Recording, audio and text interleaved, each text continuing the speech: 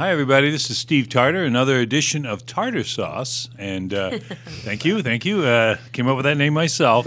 And people keep wondering why. But anyway, with me today, we have two wonderful young ladies from the news, from Heart of Illinois, ABC. I think I got that right. It used to be Channel 19. So for you people out there who know Channel 19, it's that. HOI, whatever. We have Tricia or Trish Christakis and Molly Jurasik.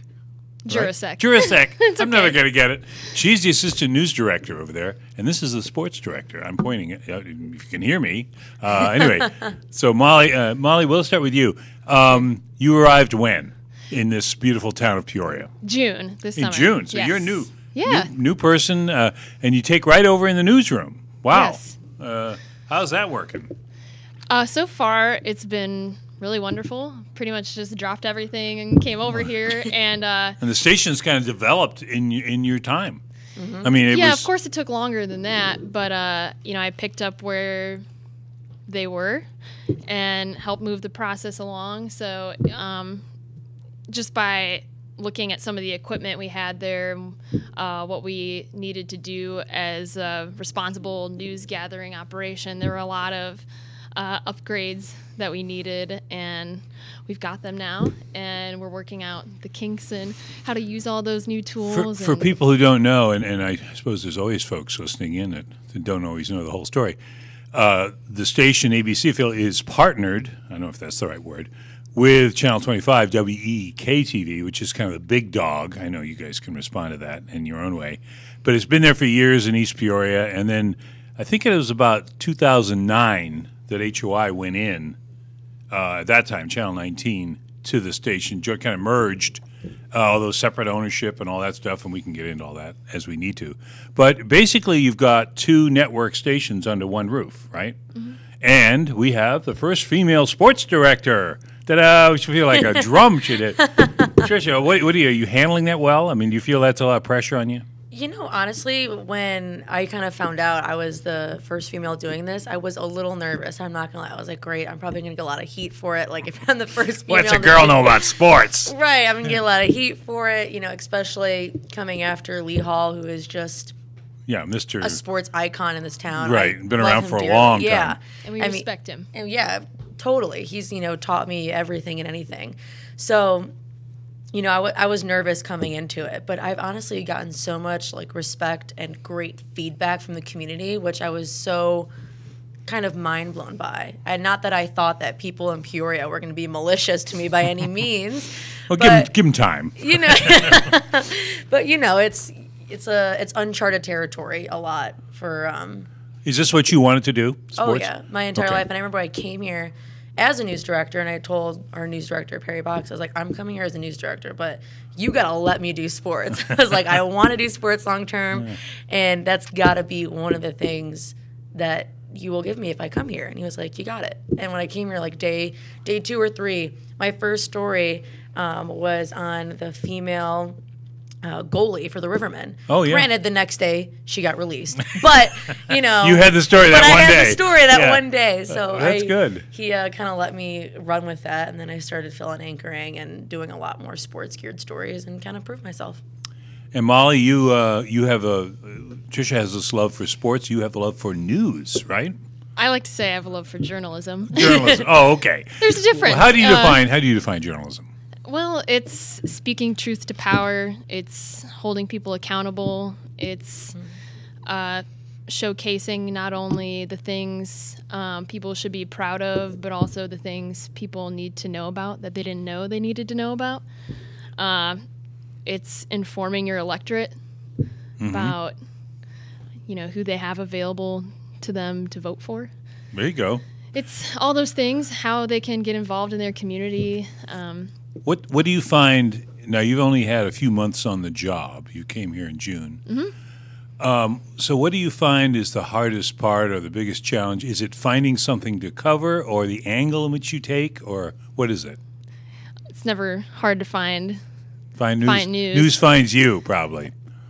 Sometimes, but I think the hardest part is just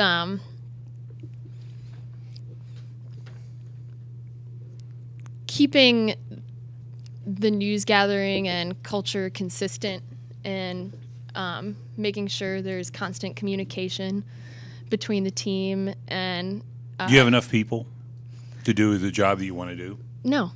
Do any of us? No. I'm always going to be honest. No. And I think Yeah. that everybody that works in media or journalism knows that we're hurting for people right now. People that want to do this job, that care deeply about it, that are willing to put in the hours. Maybe not always for the best pay in some cases. In the whole country, it's like that. And it's hard everywhere. And we want people who are willing to work for something deeper, for that greater goal. And I know that Perry, our boss, is that kind of person. He's the kind of person that if you walk in the door and say, I want to be this, he'll say, well, let's get you there. Okay. Yeah. Well, that's good to know. Yeah, that helps. So what? Give me some. Both of you. Give me an idea of. You both have been here a relatively short time. Trish about a year, and Molly about a few months. How do you find Peoria? What you expected? You still learning about it? Surprise? What's your thought? You know, I've been here actually to the Before? Well, a few weeks ago. It's been a year, and I'm still every day learning new stuff about the city. I mean, I'm not gonna lie, I still use Google Maps for a lot of things. Well, hey, my daughter grew up here, and she still does, and she's 32, so when I don't worry moved here, I about didn't that. have a GPS, so I had to figure it out. So, I mean, but I have been here a couple times. I actually have a lot of friends that grew up in Peoria that I went to college with, and like their surrounding towns, Dunlap, Morton, Pekin, a lot of areas that a couple of my close friends in. So I've been here a couple times before I moved here. But honestly, I like it. It's kind of, I'm used to Chicago and like the suburb area, and it's a lot. I was expecting it to be a lot less fast paced, but it's still pretty like it vibes with like the pace I'm at in my life right now, if that makes sense. Well, that sounds good. That sounds good. How about you, Molly? It's very similar to where I came from, I would say, in And a that's lot of where? ways. South South Bend, Bend, Indiana. You know, it's a river city, kind of that Midwestern Rust Belt vibe going on, manufacturing history, Right. similar size, population size and stuff. So when I came and visited, I thought the drive was beautiful, by the way. And then when I came down, I said, oh, look at that nice skyline. Yeah, that was my first thought too. I was like, it's very nice. And, you know, I did kind of a self-driving tour, and it reminded me a lot of my hometown, which I care very deeply about, and its own renaissance, finding its own way in this economic battlefield we find ourselves in the Midwest. And I empathize a lot with that in Peoria. I see there are parts, they're not so pretty. They need help. And there are people around I see trying to make it happen. There's lots to do. I'm always working, so I have a hard time finding things to do, not because there's a lack of things to do, but because I am burnt sometimes. But, you know, the live music scene has been really nice. And there's always, I hate hearing people say, oh, there's nothing to do. Nothing it's so to do, boring. yeah. And I'm like, there's stuff, you can find it. You're not looking. Or, you know, I've heard that in so many places. It's not just here. It's Well, you know, some all of across us are guilty small of that. cities across the country.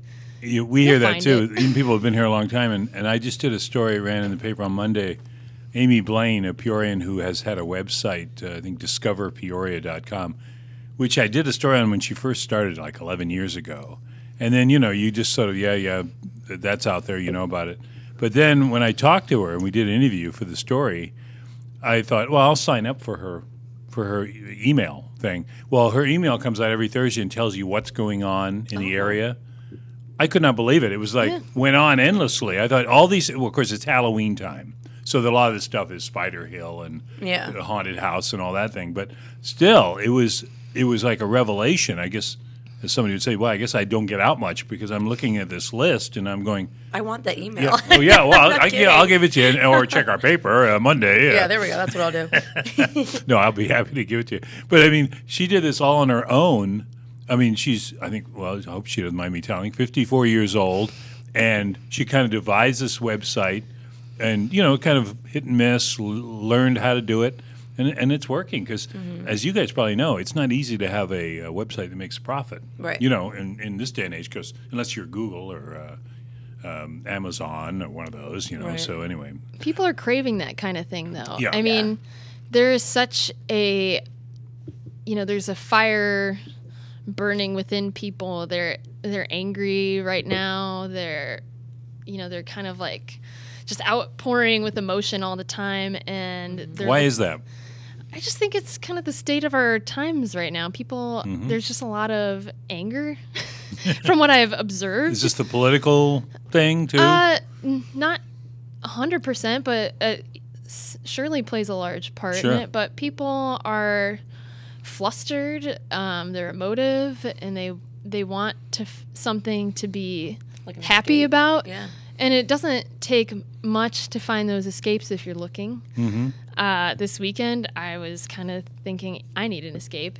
And I just put in my phone on Facebook, events near me.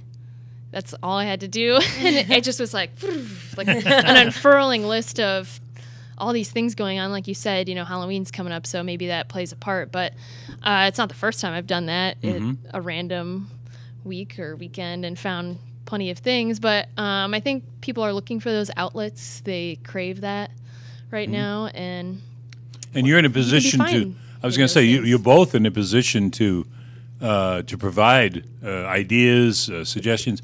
What is, and we'll talk about both news and sports here.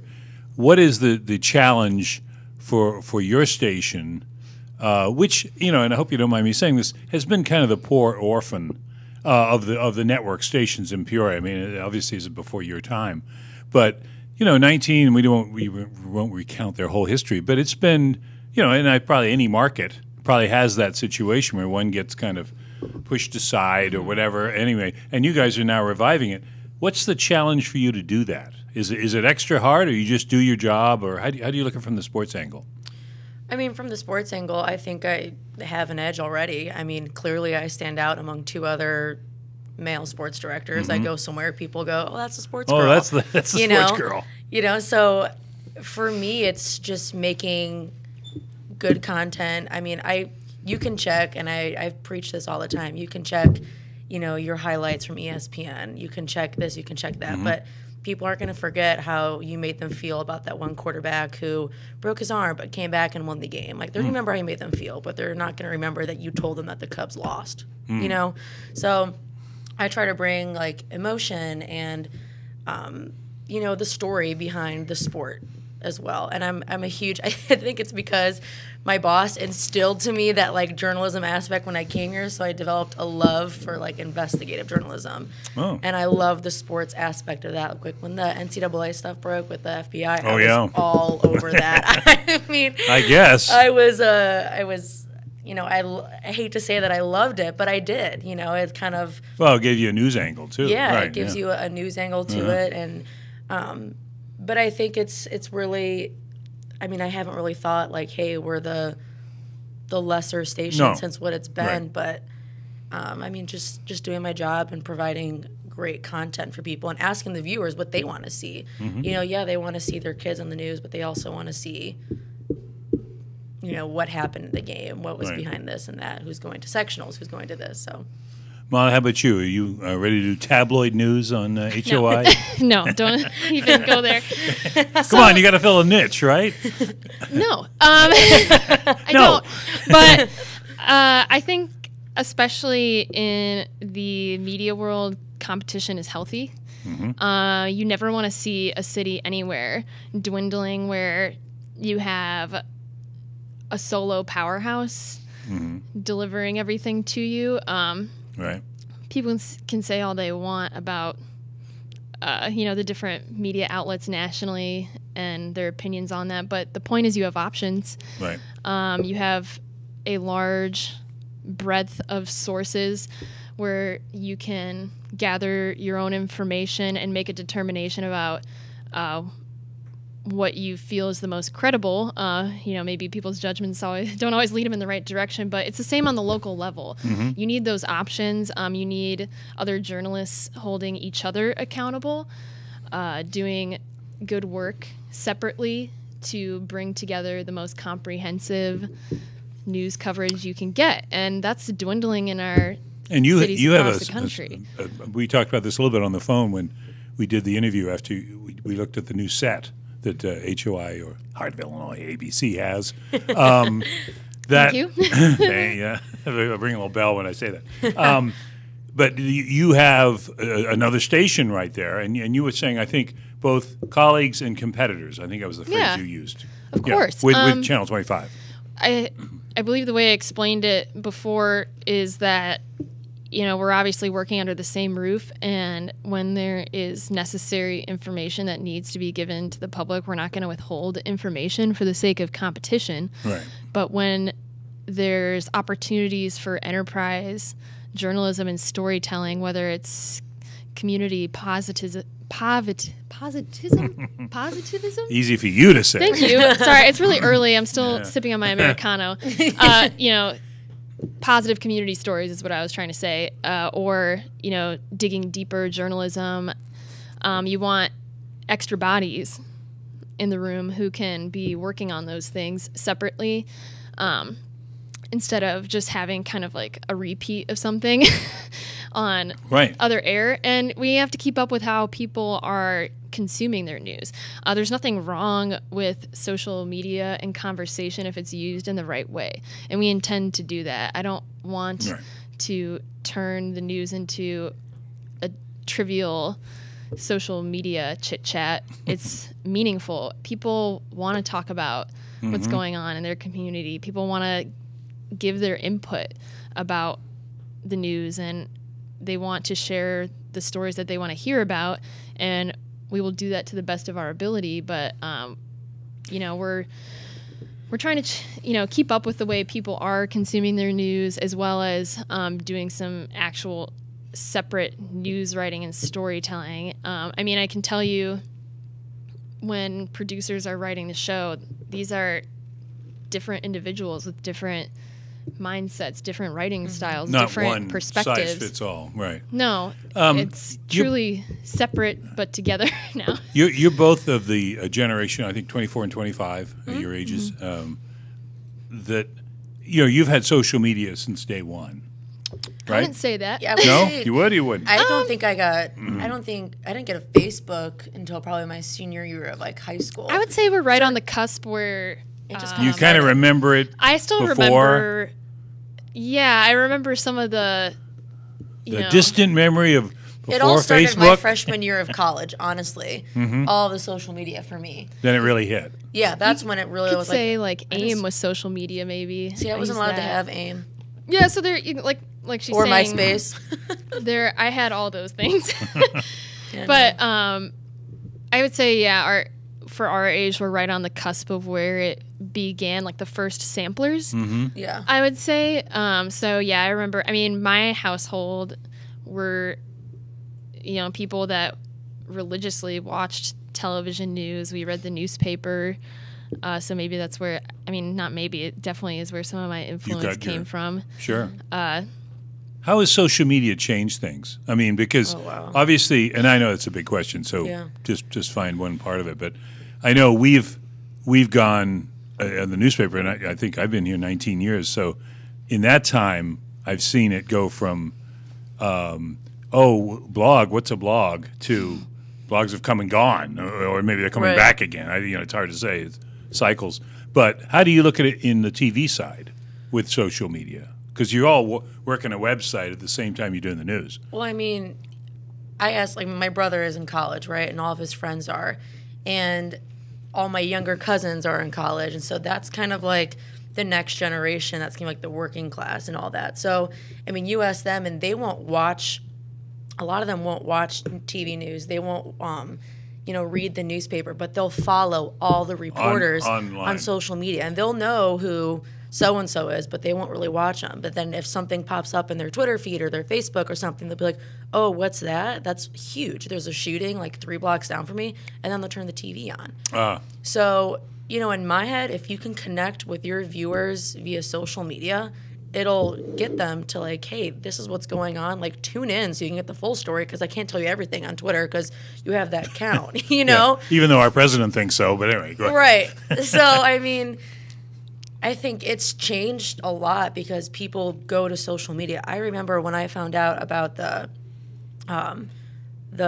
bombing in Boston, the marathon. Yeah. I was on my phone, and ESPN gave me that app in class. Like, really? the ESPN app popped up and told me, and I was like, are you kidding me right now? Wow. So a lot of my stuff I found out through social media. And instead of like reading the paper now, a lot of people opened up Twitter. And that's like the modern day, you know. Yeah, kind of like way to breaking news thing. It's bite size. Yeah. How do you, how about you, Molly? I mean, do you have to reference things on the website that now that you've done on TV, and you go back and forth, or how do you do that? I guess I'm not sure I understand the question. I don't think I understand my question either. Let me rephrase I have that. a lot of things to say about social media, but go. Well, my rephrase. thought was, okay, because of just what Trish said, you know, people are consuming it all the time. Mm-hmm. They have a great awareness of things. Do you play into that? I mean, do you anticipate that when you do a story, or how do you approach it? Well, something we talked about a little bit ago in this podcast is the short-staffedness of newsrooms. That's a good word. And that's a universal problem, and something that our public helps us a lot with on social media, and we appreciate, is letting us know when something's happening that we need to know about. Right. I can't be everywhere at once. Nobody can be everywhere at once. When somebody says, hey, did you see this video that a kid posted to Twitter? Look at this. Or, hey, why is there like a huge plume of smoke coming out of the landfill? My next door neighbor, right. You know, or like, did you see this guy dumped a bunch of trash on his neighbor's driveway? Or, you know, I'm using real examples here. But these are real examples of like, hey, you guys should be covering this. And, you know, 3 out of 4 times I would say it's a useful tip. Right. Yeah, I love it when they call here. They'll call the paper, and I'm with the TV station, and they'll say, how come you're not doing blah, blah, blah? And the answer is usually because we didn't know about it. Right. Thank you for letting us know. Until you told me, or until somebody told us. Yeah, so there are eyes and ears all over the place, and that is a tremendous asset that I appreciate deeply. I appreciate when people question things that they read and want to know more about or want to fact check. I appreciate some of the spirited discussions I see that make people think about issues locally and across the country. Sometimes they don't go anywhere. And do you have a policy about people sending you video? I mean, in other words, on their phone? Sending us video. Well, in other words, hey, this is a tornado shot I got. Or this is a fire shot I got. Do you use that? Sure. Okay. As long as, you know, we just say, you know, where did it come from? Did you shoot this? Can we credit your name? Yeah. Can we, you know, where was this taken? What day? What time? You know, weather shots are pretty simple. Other stuff, it gets a little bit more hairy. Yeah. But, privacy and all that. Yeah. Yeah. But yeah, for sure. Something like a weather photo. We've had people show people's weather photos constantly. All the time. It's like weather photos. We love weather photos. Yeah. You know, it's simple. It's aesthetic. People are always out there taking them. That's the beauty of it. So I do see a lot of benefits. Unfortunately, I think everybody realizes the downfall can be that there's misinformation spread very quickly sometimes with social media. And of course, we always hope to prevent that kind of thing. And sometimes no matter what you say, no matter what kind of facts you put out there, people are going to say what they want to say. Oh, yeah. So absolutely. Tricia, how about the World Series tonight? You got a pick for us? You know, you going with Kershaw, are you? It's funny because I'm so torn. If it was I feel for Houston because they've never won a World Series, and as a Cubs fan, I'm not. I understand am a Cubs that fan. drought pain, but Yeah. I think this is gonna sound super cliche, but I'm honestly really down the line. If the Dodgers come out with the win, I'm so happy for Kershaw because he deserves a ring. If the Houston does, they deserve it too. So you're really going to go both ways. I'm gonna go both ways, but I think What a politician you're going to be. But I think deep down, I feel bad saying this. I'm rooting for the Dodgers No, because okay. That's all right. if I'm gonna lose to the Dodgers, I want to be like, we lost, but we lost to the World Series champions. We Yeah. didn't. We lost to the Dodgers, Yeah. but they kicked butt in the World Series. I'd Well, rather they certainly lose to kicked winners. the Cubs around, that's for sure. I'd rather lose to winners than lose to losers because Right. it makes us look better. Okay. As selfish as that sounds. Totally true. That sounds good. That but sounds good. I don't know. Altuve has got the best batting average in the league, and they're hot right now. Mm-hmm. But they're also coming off after a few days. I don't know.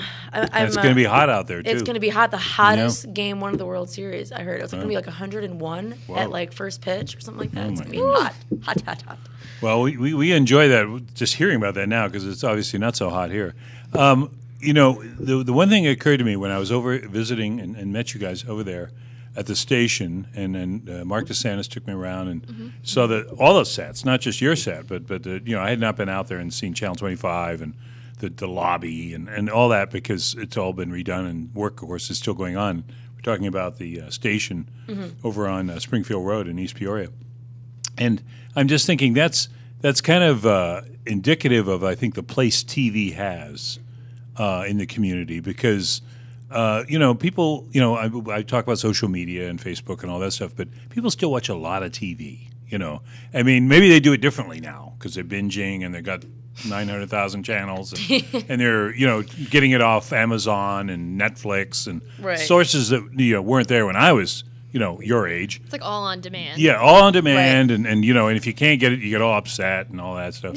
But TV is still, and I say this as somebody who's watched TV a long time, it's still very important. Do you see that changing, or is that always going to be with us?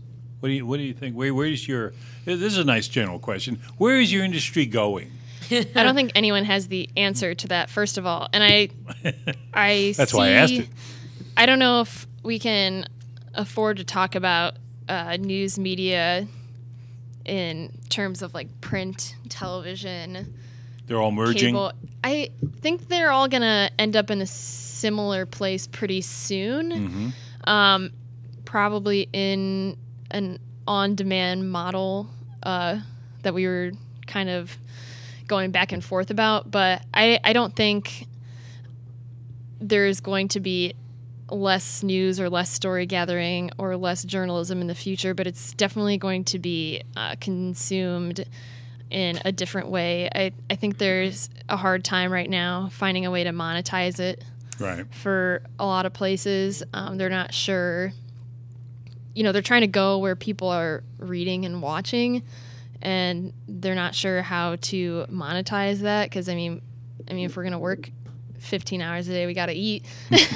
So there's that little nagging problem. We all have to eat. We all have And to drink coffee. support ourselves, Right. and we. By the way, run we off should get a coffee. plug in. I noticed your coffee cups. Oh. You went to that little place downtown. Yes. Yeah. CXT. I never, was I good. love that little joint because it's right next to the Apollo Theater, and And it is so cute on the it inside. is, and people don't know about it, so No. we're Little giving them a plug. little plug. It's very CXT. hole in the wall in a very nice way. You Yeah. might miss it if you are texting and driving or something silly like that. Yeah. So don't do that. So don't do that. But yeah, Always good. giving the messages, aren't we? Always giving the messages. But yeah, I think in terms of, I guess where is the industry going? Nobody knows, but I think the struggle right now that maybe, I don't know, sometimes I get really confused when I used to be a reporter on air and stuff, and I used to get the weirdest comments in public, like little kids coming up to me, or even grown adults saying stuff like, oh, who does your makeup, or Yeah. who buys your clothes? And I'm like, me, and me. Right. And they're like, oh, it must be so glamorous. I'm like, 90% of the time you are in the car with your photographer, like trying to like maybe find, not a photographer. I think most of the time you're the photographer. right. which Most is of the fine. time you're running love your own that live stuff. shot. Yeah. Well, and don't I you love think the grind. I love the It makes that day go by. independence, and I love that we do our own makeup and buy our own clothes and stuff. But it's not. I think people maybe have this strange perception that is. I don't know where they get it from. It's one part news, one part entertainment. Because I always think the TV is always going to be that, because unlike, say, the newspaper, which is really not so much. I mean, it can be entertaining, but it's sort of blank page and all that stuff. It's a little more distant. But I was going to say another thing. Don't you think that the people coming up to you and both of you and saying things, it's because you're a woman, too? Because I'm thinking a guy, I mean, Tom McIntyre sat here, and Matt remembers, Tom McIntyre, of course, was on Channel 5 forever, Right. 40-some years, said no one ever commented that he wore the same jacket like for 6 months in a row. Oh man, you wear the same dress and twice, yeah, and you'll get exactly. a viewer saying, "What is Yeah, that?" Yeah. You would get reined in if you tried doing that. Well, yeah. Oh, by the way, I keep saying this. I'm dressed like this because we have a costume day today in the office. Where And what is your costume? I am the 70s. Okay, the 70s. Yes. I just didn't want to. I don't know. Hey, you look better than me. Fresh face with the cardigan on. She doesn't have to be in until the She's got afternoon. sandals on too. So I do. Well, there we go. yeah, there are being a woman in news and television, especially, can be taxing. Yeah. Yeah. Right. You get a lot of double standard, I mean, right? frankly, you get a lot of harassment. Mm-hmm. And I am grateful that I have a workplace where everybody is incredibly respectful, and I love everybody dearly, and everybody's treated with respect. But I'm really speaking more about when you're out in Right. the field, you're by yourself, and you're kind of just, first of all, you're trying to do your job. Sure. You're a professional, and a lot of people approach you Yep. inappropriately Yep. online and in person. And, as someone who's a manager now, I will always have my people's back in the field. And that way, I mean, that's a huge priority of ours. Is a lot of places now have kind of let safety dwindle.